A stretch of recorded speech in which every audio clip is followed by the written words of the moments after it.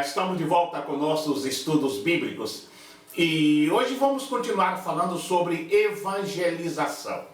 E o tema de hoje é o poder da evangelização na família. Sabemos que não existe nada melhor na vida de uma pessoa do que ela entregar sua vida a Jesus e experimentar os efeitos de uma vida regenerada, sendo transformado pelo poder do Espírito Santo.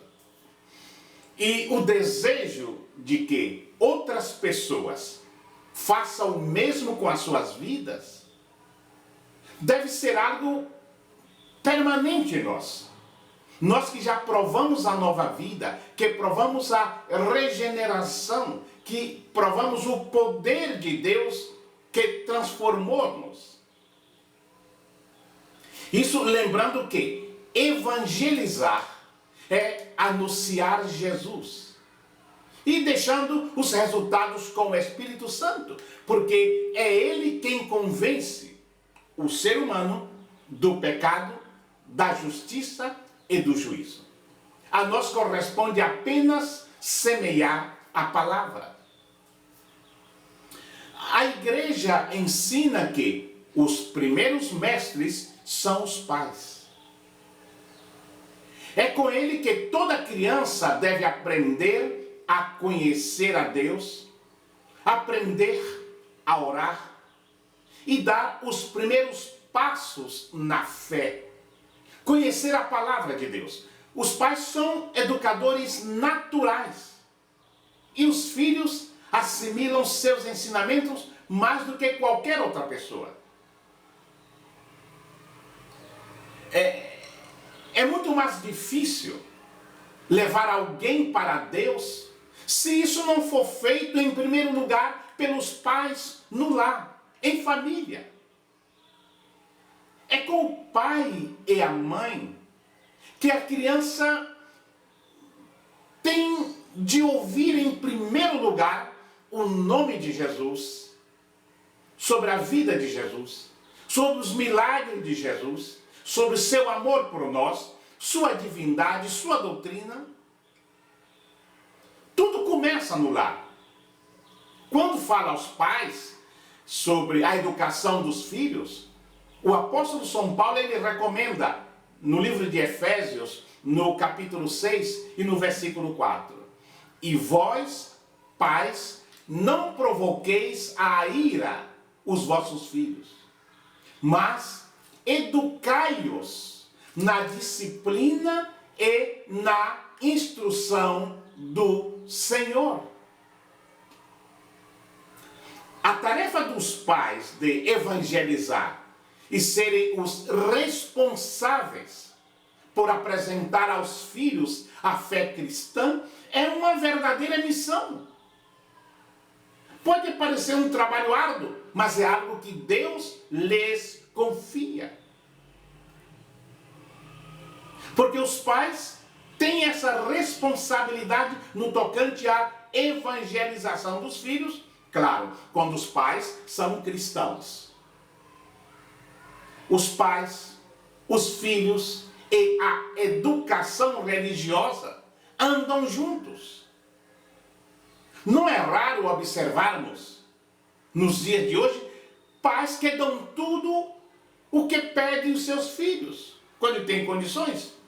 Compram quase tudo que eles querem. As crianças ficam com excesso de compromisso, fazem aula de tudo. Tudo que se pode imaginar, de línguas, de pintura, de natação, balé, sapateado e tantas outras coisas. Muitas dessas crianças, desde bebê, já têm suas babás, motorista particular, etc. Ao crescer, estudam nas melhores escolas do bairro.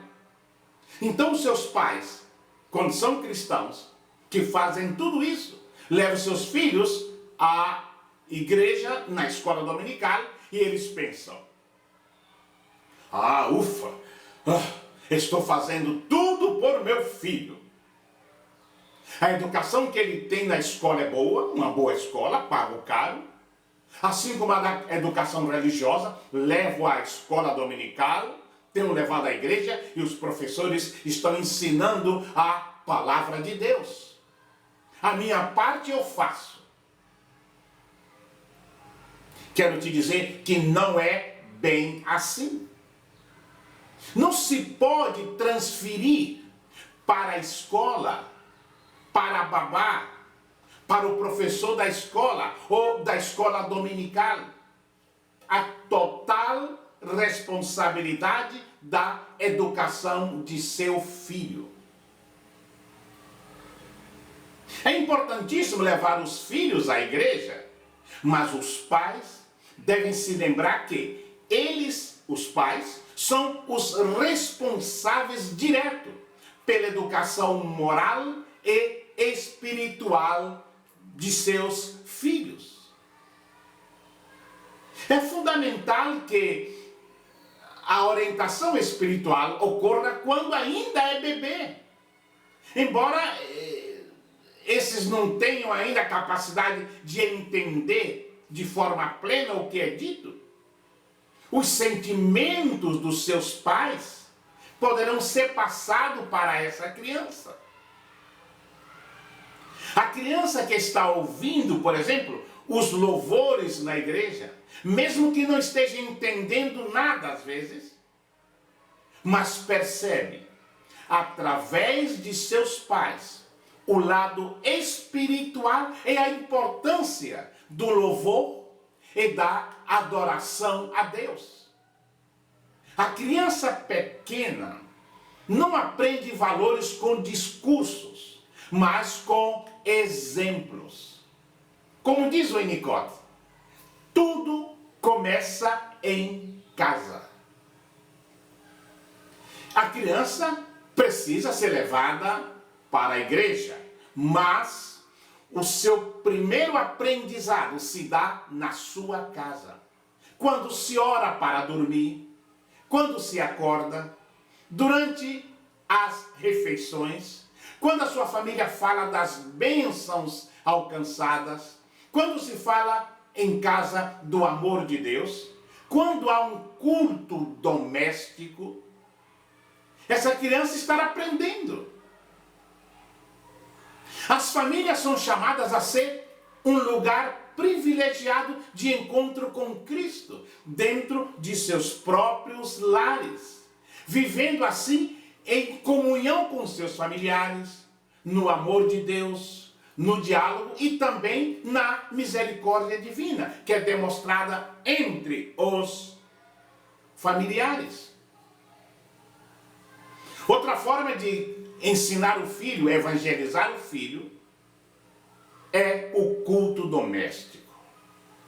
Há uma importância muito grande no culto doméstico que, lamentavelmente, está em extinção. Os pais trabalham e por uma série de motivos.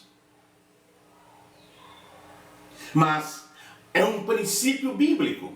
E através deste princípio bíblico do culto doméstico, os pais podem transmitir aos filhos os preceitos divinos, a fim de que eles jamais os esqueçam. Se observarmos em Deuteronômio, no capítulo 6, versículos 6 e 7, o Senhor intimou os israelitas a repassar aos seus filhos com toda a diligência os princípios básicos da palavra de Deus. Ali em Deuteronômio capítulo 6, versículos 6 e 7, o Senhor diz: "E estas palavras que hoje te ordeno estarão no teu coração, e as intimará a teus filhos, e delas falarás assentado em tua casa, e andando pelo caminho, e deitando-te e levantando-te."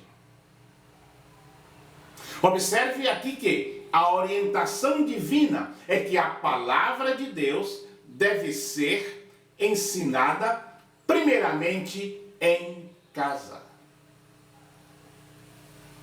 Na Bíblia vamos encontrar vários exemplos de pais que colocaram em prática esta exortação, tais como Adão, que certamente ensinou seus filhos a oferecerem sacrifícios ao Senhor, em Gênesis capítulo 4. Abraão, em Gênesis 18. Os passos de Moisés, isso vemos citado em Hebreus capítulo 11, versículos 24 a 27. Os passos de Gideão, como vemos em Juízes capítulo 6, o versículo 13. E um caso mais recente é de Eunice e Lloyd, em 2 Timóteo capítulo 3, versículo 15, entre muitos outros, que influenciaram na vida espiritual dos seus filhos. O que poderia ser melhor do que adorar a Deus e estudar a sua palavra? E fazer isso em família, melhor ainda. Quero dizer que o culto doméstico é imprescindível à estabilidade espiritual desta instituição chamada família. Porque é o momento em que todos se reúnem para juntos louvar ao Criador da família e aprender como servi-lo. Sobre levar o filho à igreja. O salmista, no Salmo 122, o verso 1, ele diz: alegrei-me quando me disseram, vamos à casa do Senhor. Desde cedo, nós já falamos que devemos transmitir a palavra de Deus no lar aos filhos. Mas também devemos transmitir a nossos filhos a alegria de irmos à casa de Deus, ao templo, à igreja. Assim como o rei Davi disse, alegrei-me quando me disseram, vamos à casa do Senhor, do mesmo modo, devo demonstrar alegria a meus filhos quando eu estiver indo louvar ao Senhor na igreja, glorificar ao Senhor, aprender dele. Eu tenho que transmitir esse contentamento aos meus filhos. Eu digo sempre que um testemunho de vida fala mais alto do que 1000 palavras. Não que as palavras usadas sabiamente não sejam importantes, mas se eu fico feliz quando vou à igreja e o meu filho, desde pequenino, ele vê isto em minha vida, com certeza que ele crescerá gostando de ir à casa do Senhor. Porque ele vai lembrar que cada vez que papai e mamãe iam à casa do Senhor, estavam contentes, felizes, e quando voltavam irradiando alegria e contentamento. E certamente comentando em casa sobre a mensagem, sobre os louvores, sobre o coral, o grupo de jovens, falando sobre a bênção que foi a reunião.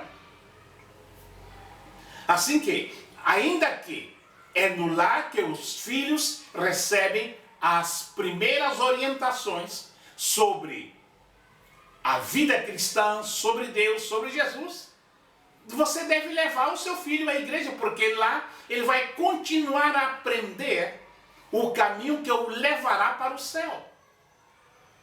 Você deve investir na vida cristã do seu filho, colocando no clube bíblico da igreja, se tiver, animando para que vá aos acampamentos de adolescentes, de jovens, as reuniões que faz os irmãos, uma pizzaria, um churrasco, jogos, encontros. Não seja aquele pai que quer reter o filho sempre debaixo das suas asas, mas que você possa incentivá-lo. Não seja um empecilho no caminho do crescimento espiritual do seu filho. Você deve ser um incentivador. E assim, certamente, você verá que seu filho seguirá o Senhor com alegria em seu coração. Se você for fiel, levando a igreja, você vai ver o seu filho conhecendo e aceitando o Senhor Jesus em sua vida. Isso é muito importante. Esse cuidado, essa preocupação com esse crescimento espiritual de nossos filhos. Quando falamos sobre o poder da evangelização entre os familiares, nós temos um ponto muito importante, que é sobre casais com julgos diferentes, ou seja, um é convertido, o outro não é convertido. Um é crente, o outro é incrédulo. Como fazer se um dos dois é incrédulo? No caso do casal. Como fazer para evangelizá-lo? Primeiro, ser casado com um incrédulo ou uma pessoa não crente pode ser um dos desafios mais difíceis na vida de um cristão. O casamento é um contrato sagrado que une duas pessoas em uma só carne, como está em Mateus, no capítulo 19, versículo 5. Pode ser muito difícil que um cristão e seu esposo, sua esposa, incrédulo, vivam em plena harmonia. Me faz lembrar o texto de 2 Coríntios, capítulo 4, os versículos 14 e o versículo 15. Queridos, é muito importante ver que se uma pessoa se torna cristão depois do casamento, eles se casaram, não eram cristãos, e um se converte, o outro não.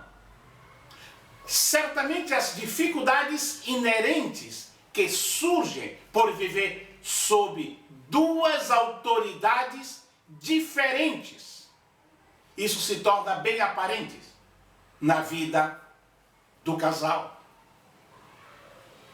Aí vem a pergunta: como ganhar o seu marido para Jesus?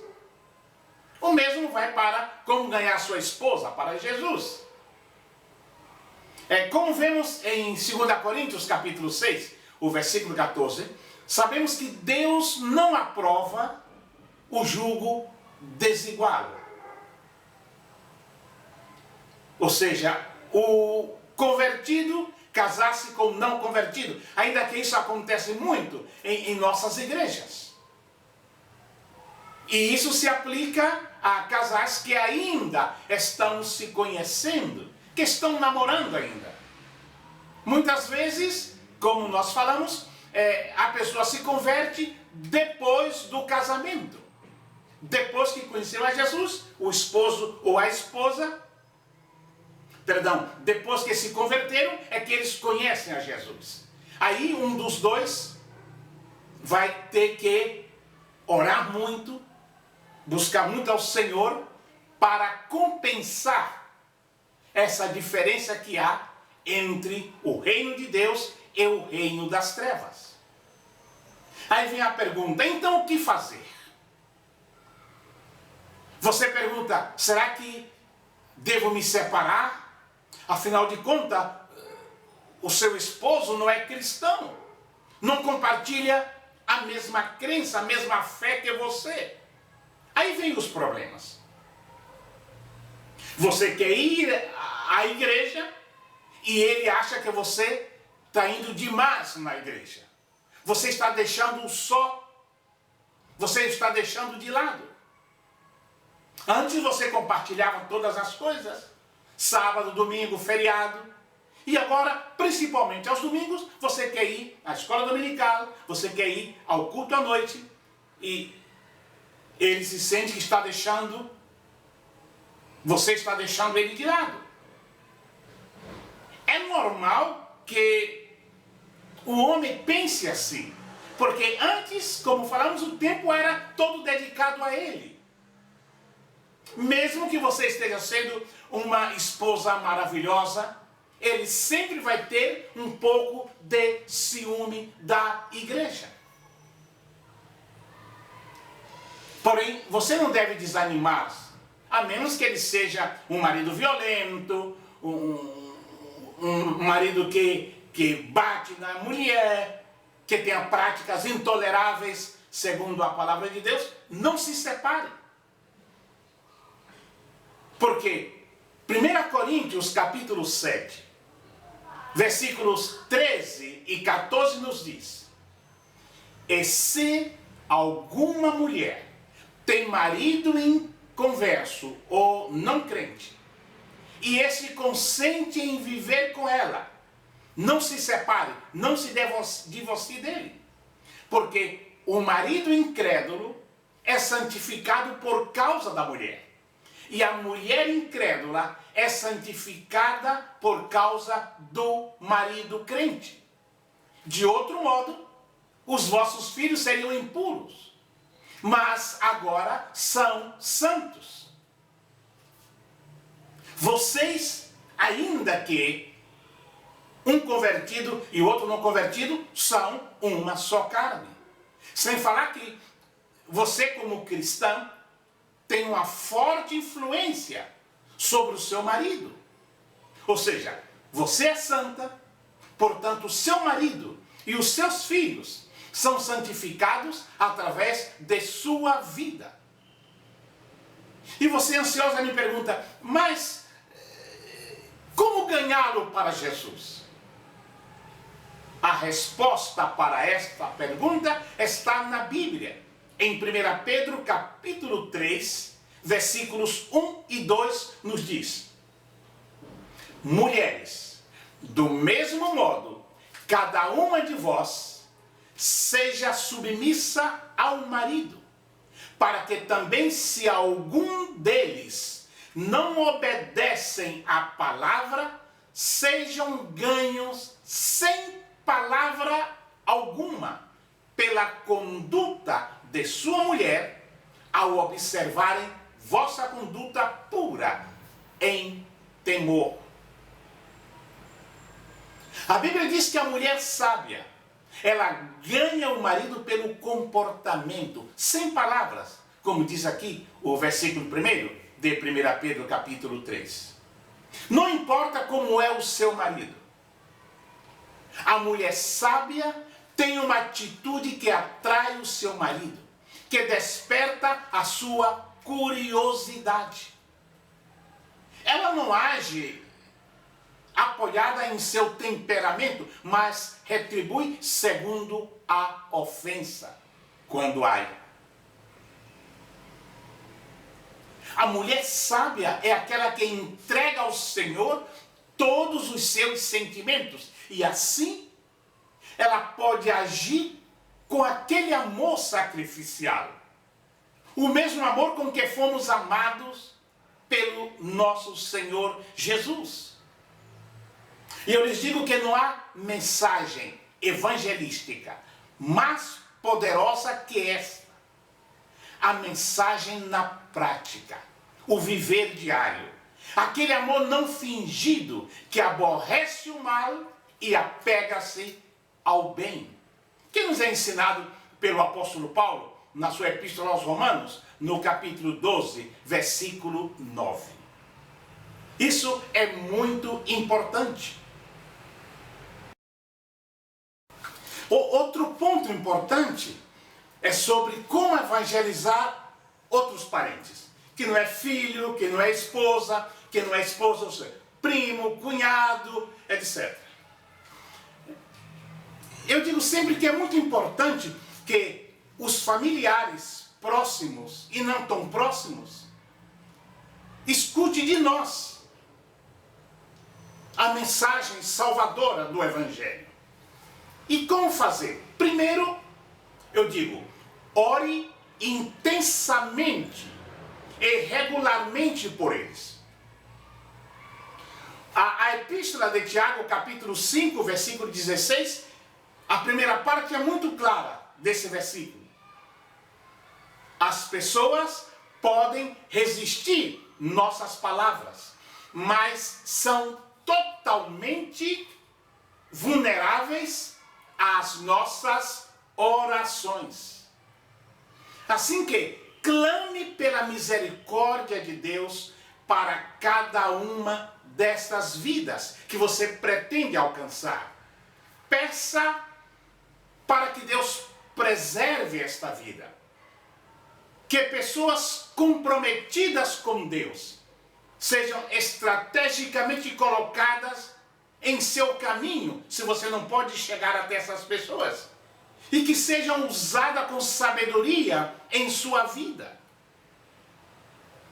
Peça a Deus que quebre as resistências emocionais ou espirituais nesses corações.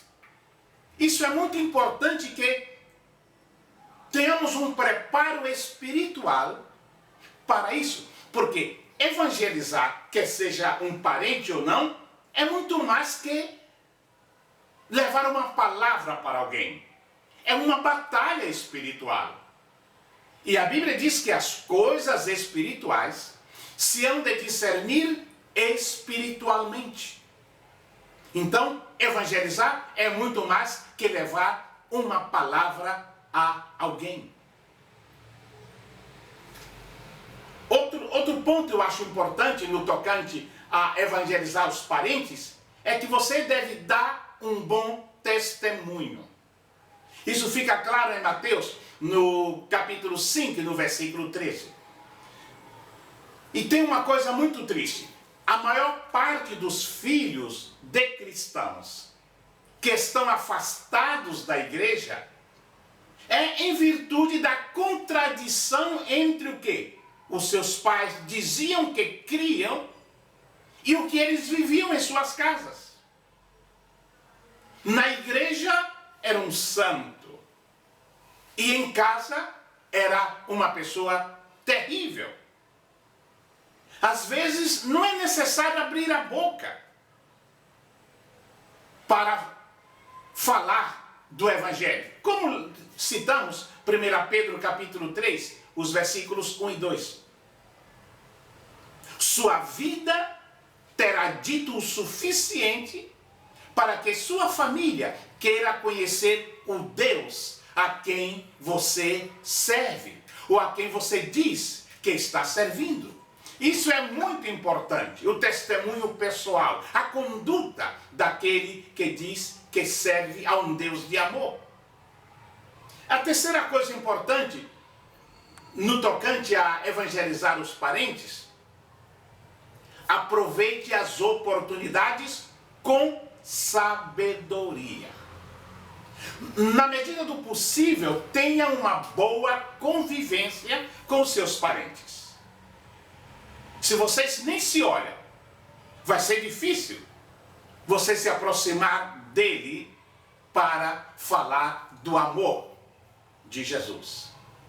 Convide-os para visitar a sua casa, visite a casa deles, faça alguma programação junto com esse parente, ou seja, saiam juntos, vão ao shopping, ou seja, estreite laços de amizade, de intimidade, que vai abrir portas para que você possa conversar sobre o que você crê, sobre Jesus.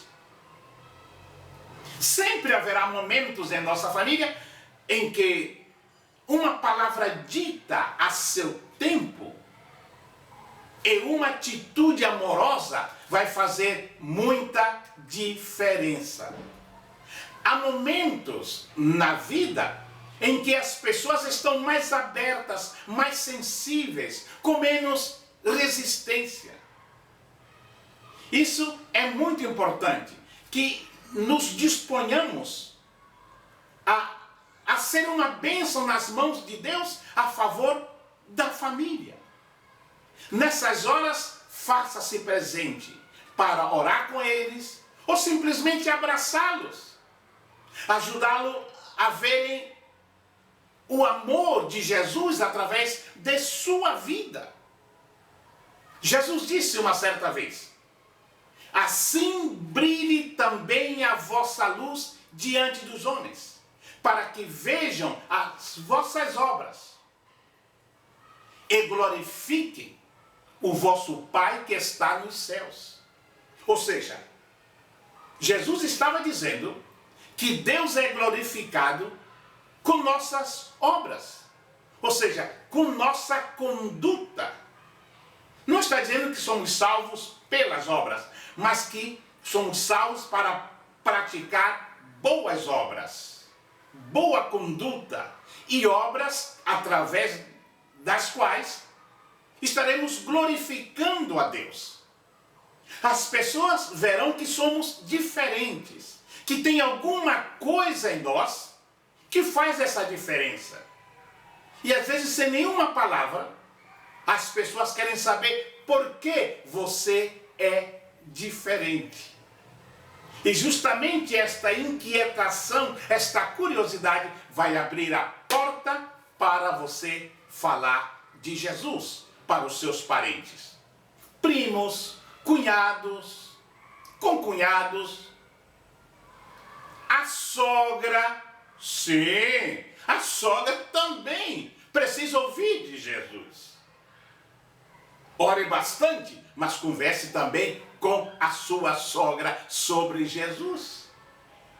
Todos podem ser alcançados, porque o poder da evangelização na família é algo que talvez você não tenha experimentado ainda, mas esse Espírito Santo que mora em você, como Paulo nos diz na sua epístola de 1 Coríntios, ele vai atuar de tal forma que as palavras vão fluir de seus lábios. E você, quando chegar no templo, chegar na igreja, ao olhar para um lado ou olhar para trás, você verá muito mais que caras desconhecidas. Vai ver o primo, o cunhado, a sogra, o filho, o irmão, todos que você os trouxe aos pés de Cristo. Crendo assim, eu sei que serás uma bênção e vais provar, experimentar o poder da evangelização na família. Que Deus nos abençoe.